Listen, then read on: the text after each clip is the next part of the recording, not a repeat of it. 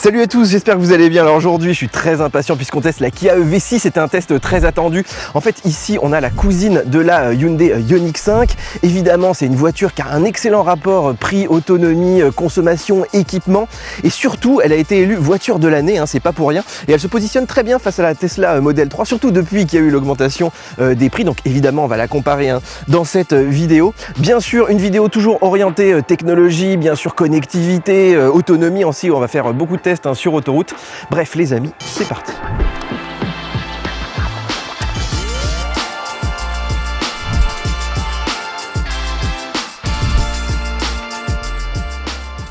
Alors niveau look, franchement moi je la trouve magnifique, elle est très profilée, elle fait très aérodynamique aussi, on va le voir, il y a vraiment un impact sur les consommations. On a aussi d'ailleurs un petit béquet à l'arrière qui est pas là que pour le look, qui est aussi là pour la conso. Alors c'est vrai que moi j'aime bien cette silhouette un petit peu galbée, haute sur pattes. Alors après il y a des choses un peu bizarres, par exemple regardez ces rétros là qui sont un peu biscornus, ces passages de roues, on dirait qu'il manque un élément ici par exemple, et puis bien sûr cette arrière taillée à la serpe. Alors je sais qu'il y en a qui aiment beaucoup, moi je suis un peu mitigé. Moi je trouve en tout cas que c'est une voiture qui a un vrai style, qui a un vrai caractère, et aujourd'hui c'est quand même un atout majeur face à plein de voitures qui se ressemblent beaucoup. Alors moi j'aime bien ce look qui est ni vraiment une berline ni vraiment un SUV, on pourrait dire un petit crossover, puisqu'elle est assez haute sur pattes, elle a quand même 16 cm de garde au sol contre 14 pour la Model 3, donc on accroche quand même un petit peu moins. Elle fait aussi 10 cm de haut de plus qu'une Model 3, ça c'est plutôt pas mal. Évidemment ça reste une voiture quand même assez basse, ça c'est bien pour l'autoroute. Elle fait aussi massive, contrairement à la Ioniq 5, donc c'est une voiture qui est assez grosse, d'ailleurs elle pèse quand même 2 tonnes, c'est 100 kg de plus qu'une Model 3. Après, elle fait exactement les mêmes dimensions qu'une Model 3, 4,68 m de long, presque 1,88 m de large. Et surtout, elle a un énorme empattement à la distance entre les roues qui fait près de 3 mètres. En plus, elle a un rayon de braquage, on va dire, qui est pas terrible, c'est un petit peu comme la Tesla, ça braque comme un camion. Mais je dirais que de façon générale, c'est quand même un petit peu plus confortable que la Model 3, d'être un petit peu plus haut sur pattes comme ça. Et ça lui donne surtout un vrai look. Alors, c'est une voiture qui est très technologique ici à l'avant. Regardez, on a un petit radar, une caméra, on a encore des caméras en haut. En fait, elle est très efficace, on va le voir sur la conduite semi-autonome, elle peut changer de voie, on a une représentation 3D un petit peu comme chez Tesla. Et alors un atout si vous hésitez avec la Model 3, ce sont les feux Matrix LED, alors disponible uniquement sur la version GT Line, mais ça je vous garantis que c'est un vrai atout, la nuit ça permet d'éclairer vraiment en plein phare la plupart des zones, sauf évidemment les véhicules qui arrivent vers vous, donc ça oui, un atout majeur. Alors cette EV6 fait partie des rares véhicules à avoir un frunk à l'avant, un petit coffre, et ça c'est vraiment très pratique, surtout quand vous partez en vacances, vous n'avez pas besoin de bouger tout le coffre pour retrouver vos câbles. Par contre il est en deux parties, il est un peu à l'ancienne, vous voyez, avec un loquet ici, et puis ici il faut encore ouvrir ça. Alors par contre le volume est pas mal ici sur notre version propulsion qui, on va le voir à mon avis, est la meilleure version, donc on a à peu près le même volume qu'une Tesla, on a 2 fois moins qu'un modèle Y, mais bon, moi je trouve qu'on est quand même pas au même niveau en termes de gabarit, et donc on peut mettre tous ces câbles, tous ces chargeurs, là j'en ai mis 3, donc ça c'est un vrai confort. Alors le port de charge, regardez, il est motorisé comme chez Audi, comme chez Tesla. Surtout c'est très pratique parce qu'il va se fermer automatiquement si jamais vous oubliez. Vous appuyez là un petit coup, donc il va s'ouvrir tout seul. Vous avez un bouton pour le refermer. Vous avez un petit indicateur de charge. Ici la prise CCS est en 2 parties. Vous avez ce petit bitonio là qui pend. Donc si vous l'oubliez de le remettre, voilà, ça va se refermer, ça va pendouiller. Bon, c'est un petit peu bizarre. Au niveau de la position, alors en fait c'est à l'arrière droit, mais c'est vachement en arrière quand même. Donc ça peut être quand même assez pratique, même si dans certaines places, moi je trouve ça assez galère toujours de reculer. Je préfère largement les ports qui sont situés à l'avant, et surtout ils sont à droite, c'est-à-dire chez Tesla par exemple on est à gauche. Maintenant qu'ils ont ouvert les superchargeurs, voilà, c'est pas vraiment du bon côté, donc des fois on prend une place supplémentaire, mais ça en fait c'est très pratique de l'avoir à droite puisque vous garez souvent le long de la route, donc vous n'avez pas le câble qui fait le tour de la voiture. Et regardez là-haut, il y a une petite lumière là, et ça c'est très pratique puisque quand vous êtes dans le noir, il va vous éclairer un petit peu la zone de charge. Ça c'est vraiment bien vu. Alors le coffre, regardez, il suffit que j'arrive juste devant comme ça, il détecte la clé et il va s'ouvrir automatiquement. Ça c'est très pratique si vous avez des sacs de course, etc. Alors un coffre très très grand, évidemment c'est un atout majeur face à la Model 3, puisqu'on a un haillon. Regardez le seuil de chargement ici, c'est quasiment plat, c'est vraiment très agréable. On a encore un petit sous-coffre, bon, qui sert pas forcément grand chose puisque on a le frunk à l'avant. On a un cache-bagages qui est assez bas je trouve, mais quand même assez pratique pour pas qu'on voit évidemment tout ce que vous avez dans la voiture. On a un petit bouton ici bien sûr pour le fermer. Alors un défaut quand même, regardez ici, il n'y a pas d'essuie-glace, c'est comme sur la Tesla, comme sur la Ioniq 5, ça c'est vraiment dommage. Et puis je terminerai par voilà, cette petite protubérance ici avec le bandeau de LED. Moi je la trouve quand même très exposée, alors en dehors des considérations stylistiques, c'est vrai que c'est elle qui risque de prendre tous les chocs, notamment dans les parkings. Et ça honnêtement je sais pas combien ça coûte, mais ça doit pas être donné. Est-ce que ça rentre des clubs de golf dans le V6? Facilement. Facilement? Du coup qui c'est qui va gagner au golf? Bah moi. Et c'est le but! Incroyable jeune fille, bravo. Alors regardez, je m'approche et les petites poignées ici d'ailleurs qui sont affleurantes, vraiment magnifiques, vont s'ouvrir automatiquement. Donc ça c'est plutôt cool. Par contre, quand vous éloignez, elles ne se ferment pas automatiquement. Ça c'est un petit peu dommage. Et surtout, il faut utiliser voilà, une bonne grosse clé un petit peu à l'ancienne. Ça c'est vrai que c'est dommage, on n'a pas de clé sur smartphone. On peut quand même déverrouiller avec l'application, mais ça passe par le réseau et tout. C'est un petit peu casse-pied, il n'y a pas de car key, de NFC. Je trouve pour une voiture qui se veut très moderne, bah voilà, on est un peu à la vieille école. D'ailleurs, si vous regardez à l'intérieur ici des poignées, on a même une vraie serrure, donc vous voyez qu'ils ont vraiment peur hein, que l'électronique fonctionne pas. Et puis dernier point, on n'a pas de mode sentinelle, hein, pas de caméra dans les montants, pas de système de surveillance de la voiture. Et c'est dommage parce que ici, ça monte quand même à plus de 60 000 € avec les options, donc on aimerait bien voilà, un petit peu de surveillance. Alors imaginez qu'on soit garé dans une place de parking ultra serrée ou dans un petit chemin de terre, qu'on n'ait pas de place pour rentrer dans la voiture. Avec la télécommande, vous appuyez longtemps là sur le petit bouton Hold, et puis après vous pouvez en fait la faire avancer comme ça avec la télécommande. Et ça, je dois vous dire, c'est assez impressionnant. Alors bien sûr, elle regarde hein, à gauche et à droite qu'il n'y ait pas d'obstacle, sinon elle s'arrête toute seule automatiquement. Et vous voyez qu'elle avance quand même à bonne vitesse. Je vais essayer de ne pas écraser ma cadreuse. Et puis on peut la faire aussi reculer, donc pour rentrer par exemple dans une place, ça peut être assez utile. Alors faut toujours faire attention, avoir bien la main là-dessus, puisque dès que vous relâchez là, hop, elle s'arrête toute seule. Alors il y a plusieurs versions de cette EV6, la meilleure je pense que c'est la nôtre, c'est la propulsion, puisque vous avez plus d'autonomie, vous avez un plus gros frunk à l'avant et vraiment je pense que c'est suffisant en termes de performance. Là je vous mettrai les specs, on va dire c'est pas un foot de guerre sur le 0 à 100, c'est vrai que c'est un petit peu lent, vous n'avez pas le petit coup de pied au cul de chez Tesla. Alors vous avez quand même la version 4x4 qui elle est un peu plus puissante, là effectivement qu'on voit un peu plus les watts, mais qui consomme aussi un peu plus, donc vraiment si vous n'êtes pas obligé d'avoir une version 4x4, moi je vous conseille cette version propulsion. Et puis si vous êtes vraiment pressé, voilà, que vous voulez une voiture très sportive, vous pouvez attendre la version GT qui elle a des specs de fou, hein, je vous mettrai le descriptif. Moi j'ai un petit peu peur en fait, c'est pour l'autonomie, puisque plus vous mettez de puissance, plus ces voitures consomment. Donc là vraiment moi ce que je vous conseille, donc c'est cette version propulsion. Bon les amis, petit mode sport activé, on va se faire un petit 0 à 100 des familles. Allez c'est parti. Allez, allez, la Mercedes, je vais la griller. Écoutez, ça envoie pas mal, hein. C'est un petit peu moins bien qu'une Tesla, mais suffisant pour s'amuser. Alors sur ces petites routes de campagne, eh bien, écoutez les amis, moi je trouve cette voiture très confortable. Il y en a qui la trouvaient assez ferme, mais moi je trouve que ça va. Il y a un petit peu de roulis parce qu'elle est plus haute quand même qu'une Model 3 par exemple. Vous mettez le petit mode sport là, en plus ça envoie bien. Donc non, très agréable sur les petites routes, y compris à la montagne. Bon, la ville, c'est clairement pas son terrain de prédilection. On a quand même un gros gabarit, un empattement de près de 3 mètres, un véhicule qui est très large, qui aussi braque comme un camion, hein. Le rayon de braquage est vraiment très élevé. Et pour autant, la direction est hyper souple. En plus, vous avez beaucoup d'aides, c'est-à-dire par exemple pour les parkings, vous avez une caméra à 360 degrés qui est vraiment extrêmement efficace, hein, qu'on n'a pas par exemple chez Tesla. Et puis moi, ce que j'adore en ville, alors il faut utiliser les petites palettes et à chaque fois, puisqu'ils ne vous gardent pas le réglage, il faut activer la one pédale, hein, la conduite à un pied qui permet, regardez ici, j'avance et je relâche la pédale et la voiture va jusqu'à l'arrêt complet. Moi, je dirais que le seul défaut, c'est qu'il y a un petit peu d'inertie, effectivement, si je veux vraiment m'arrêter d'un coup. Là, regardez, il faut quand même que j'enclenche le frein. Alors, vous voyez ce petit accessoire, en fait, c'est ce qu'on appelle le V2L, c'est-à-dire que vous le branchez ici, et là, vous avez une prise 220 volts, 16 ampères, donc 3,7 kW. Et là-dessus, vous pouvez brancher des accessoires de camping, un aspirateur, enfin, c'est vraiment très pratique de pouvoir tout simplement charger des appareils avec cette voiture. Vous pouvez même recharger une autre voiture électrique, la dépanner, par exemple, ça peut être assez utile. Et ça, c'est un atout majeur puisque ça, on l'a pas chez Tesla. En tout cas, ils l'ont pas activé.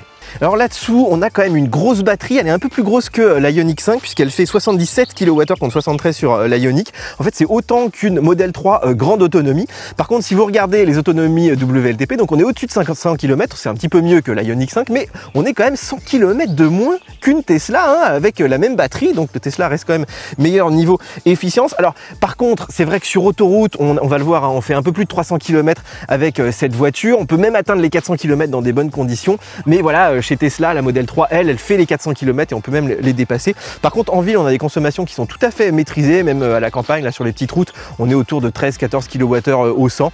Mais c'est vrai que sur autoroute, on arrive à monter à 23, 24 des fois, hein, quand ça monte un petit peu ou voilà, quand il y a par exemple du vent de face, c'est vraiment terrible pour cette voiture. Donc moi, je dirais qu'elle a une très bonne autonomie par rapport aux standards du marché, mais un petit peu en dessous de Tesla. Alors un des atouts majeurs de cette voiture, c'est évidemment la recharge, puisque ici on a une plateforme 800 volts contre 400 volts par exemple chez Tesla, ce qui veut dire qu'on peut faire le 0 à 80% en 18 minutes, ça c'est vraiment pas mal, et surtout on peut monter à des puissances très élevées, 240 kW, et qui sont capables d'être maintenues en fait tout au long de la charge, même en fin de charge, là j'étais encore autour de 80 kW, et moi surtout j'ai eu de la chance, c'est-à-dire qu'à chaque fois que je suis allé sur Ionity, il a chargé au maximum, ce qui n'était pas le cas chez mes confrères, ce qui n'était pas mon cas non plus sur l'Ioniq, donc je pense que ça dépend peut-être de la température, si on a beaucoup roulé avant ou pas, ou peut-être de la chance, je sais pas, ils ont peut-être mis à jour aussi le système à l'intérieur, mais comme il n'y a pas de planificateur d'itinéraire, il peut pas préchauffer la batterie, donc faut le savoir, en principe c'est 18 minutes, ça peut monter éventuellement à 30 minutes si vous chargez un petit peu plus lentement, en tout cas c'est une voiture qui charge toujours très vite sur autoroute, un petit peu moins sur les bornes de village, puisqu'on est limité à 11 kW,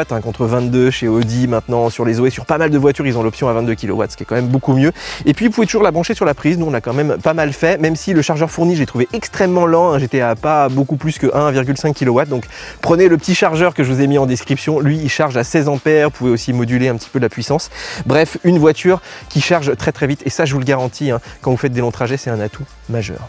Alors même si Mercedes et Audi y arrivent, on peut pas encore le faire chez Kia, là, de se brancher la voiture et puis de rien avoir à faire, qui se connecte tout seul à votre compte, comme chez Tesla en fait. Il faut passer par cette petite carte de charge donc que vous fournit le constructeur, qui est offerte la première année, après c'est sur abonnement, mais surtout en fait le kilowattheure est vraiment pas cher, autour de 30 centimes sur autoroute, donc ça vraiment ça vaut le coup. Donc prenez-la, bien sûr, si vous faites des grands trajets, ça vaut le coup après de poursuivre avec l'abonnement, et ça marche sur les petites bornes de village, ça marche sur la plupart des bornes.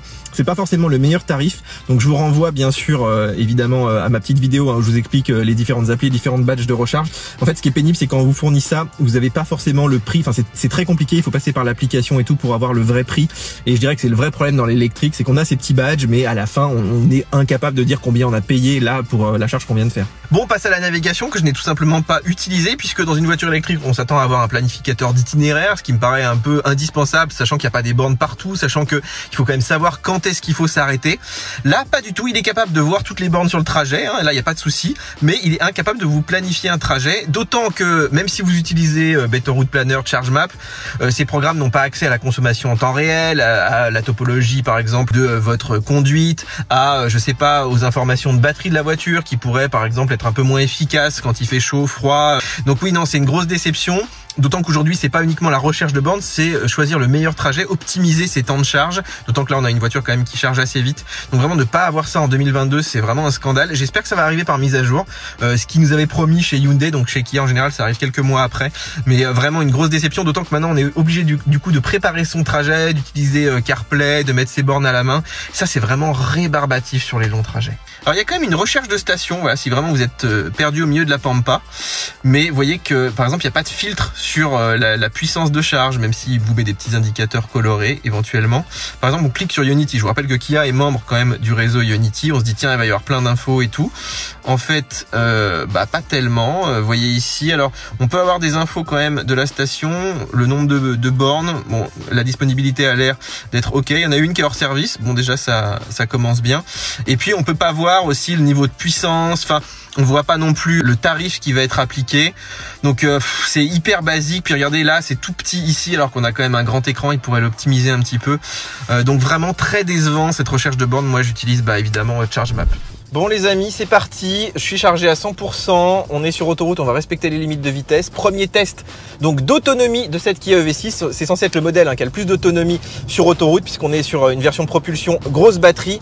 Donc voilà, j'ai tout remis à zéro, je suis à 100%, 250 km, il me dit que j'ai 400 km d'autonomie. Les amis, c'est parti. Alors la conduite semi-autonome, je la trouve quand même très agréable. On va dire qu'elle bip pas toutes les 2 minutes. Donc voilà, il faut quand même bien garder les mains sur le volant. Mais globalement, vous pouvez quand même lui déléguer la conduite. Ce que j'aime beaucoup aussi, c'est qu'elle va pas piler. Elle fait pas de freinage fantôme comme chez Tesla. Quand vous avez par exemple un poids lourd qui est un petit peu trop sur la gauche. Là, elle est vraiment très douce. Donc c'est vraiment un bon point. Après, c'est vrai que des fois, le volant, je trouve qu'il vibre un peu. On sent qu'il cherche un peu sa trajectoire. Et puis, regardez ici, voilà, il va doubler la voiture par la droite, ce qui est rigoureusement interdit en France. Donc là, je suis obligé de reprendre les commandes, ce qui est quand même un peu casse-pied. Alors par contre, une fonction assez inédite, puisque moi j'ai vu ça que chez Tesla, chez Mercedes. Regardez, j'enclenche le clignotant. Et là, il m'affiche l'angle mort, mais surtout, il va changer de voie automatiquement en vérifiant effectivement qu'il n'y a pas de voiture qui arrive, que l'opération est possible. Alors, il vous dit quand même de garder les mains sur le volant, mais c'est lui qui fait vraiment toute l'opération. Et si la loi évolue et laisse la voiture faire ça sans vous demander toujours d'être attentif, et voilà, cette EV6 est prêt Et moi je trouve ça très bien dans l'idée voilà, d'avoir une voiture qui est capable finalement de doubler toute seule sur autoroute, finalement de conduire toute seule sur autoroute. Alors la lecture de panneau, je vous garantis que ça marche hyper mal. Là il a vu un 90 sur le bord sur une voie d'insertion et il me l'a mis, du coup il m'a mis à 90 sur l'autoroute. Donc ouais non c'est dommage parce que c'est vraiment bien quand ça marche, mais il vaudrait mieux qu'il se base sur le GPS plutôt que sur ce qu'il lit. Sauf les zones de chantier ou les moments un petit peu exceptionnels. Alors un autre petit détail dans l'afficheur tête haute, c'est qu'il vous affiche aussi les angles morts. Donc ça c'est assez intéressant et surtout ça évite encore une fois de regarder partout, même si vous avez des alertes hein, évidemment partout. C'est une voiture quand même moderne. Bon les amis, on vient d'arriver à notre Ionity. On a fait 245 km à 19,6 kWh au 100. C'est vraiment pas mal d'être sous les 20, je trouve, surtout vu le gabarit. Hors Tesla, puisque Tesla arrive à être un petit peu meilleur sur la Model 3, mais qui est quand même un peu plus basse. Donc là franchement plutôt bien. En plus il y avait un petit vent de face. Bon après c'est vrai qu'il y avait beaucoup de monde, donc j'ai eu pas mal de zones 110, de ralentissement, mais franchement c'est très honnête. Et surtout regardez, il me reste 38% de batterie, ce qui veut dire qu'on peut faire au bas mot 350 km voire 400 km. Évidemment c'est l'été, il fait plus de 20 degrés, la voiture est pas non plus chargée à bloc, il y a que moi et mes bagages, mais franchement ça reste à mon avis la reine de la catégorie. En tout cas c'est bien mieux que la Hyundai Ioniq 5 et on va dire que quasiment moi je n'ai pas en tête d'équivalent en tout cas à ce niveau de prix et à ce niveau d'autonomie. Alors sur les petites routes ou en ville, voilà tout ce qui est périurbain, on arrive à descendre quand même 12-13 kWh au 100, donc c'est vraiment pas mal. Ça permet largement d'atteindre les 500 km qu'on nous a promis. Évidemment hein, sur autoroute ce sera beaucoup plus. Bon, deuxième test d'autonomie, 360 km. Voilà, a priori, cette voiture est capable de les faire. Il fait beau, il fait chaud, on est chargé à 100%. Allez, c'est parti. Alors on a un petit afficheur tête haute donc qui est assez sympa puisque moi je dirais qu'il y a tout ce qu'il faut en termes d'infos. Vous avez les kilomètres heure, l'interdistance, vous avez aussi toutes les infos de conduite semi-autonome, de régulateur aussi, vous avez de la lecture de panneaux, donc ça c'est vraiment très agréable et même un petit peu de réalité augmentée. Regardez, il vous met une petite pastille sur le véhicule qui vous précède. Alors ça va pas aussi loin que chez Volkswagen hein, qui fait vraiment de la réalité augmentée sur plusieurs voies, ou de Mercedes qui vous met la navigation comme ça vraiment en surimpression, mais je dirais que ça fait le job et c'est quand même beaucoup plus sympa que chez Tesla où on n'a rien du tout, où on doit regarder l'écran en permanence. Donc ça c'est quand même un atout pour cette EV6. Bon les amis, c'est l'échec, on est obligé de s'arrêter là au milieu de notre trajet, 180 km, puisqu'on est, regardez, à 43% de batterie. Donc on n'aurait jamais pu faire les 360, peut-être 300. Voilà, donc on est obligé de s'arrêter un coup au milieu. Là il y a une petite station Ionity. Bon heureusement cette voiture charge vite, donc on va pouvoir faire un petit saut de puce. Bon les amis, maintenant je vous propose d'aller à l'intérieur, voir si c'est aussi techno qu'à l'extérieur. Alors dans la deuxième partie de la vidéo, on s'intéressera bien sûr aux intérieurs, à toute la connectivité, évidemment aux écrans. On parlera aussi de l'application mobile. En tout cas, je vous donnerai surtout ma conclusion face à la Tesla Model 3. Dès que la deuxième partie sera disponible, je vous mettrai le lien ici en fiche. En attendant, suivez-nous sur les réseaux sociaux, abonnez-vous à la chaîne pour être prévenu dès que la vidéo sera en ligne. Prenez aussi un abonnement VIP pour soutenir notre indépendance et nous on se retrouve très bientôt. Ciao ciao.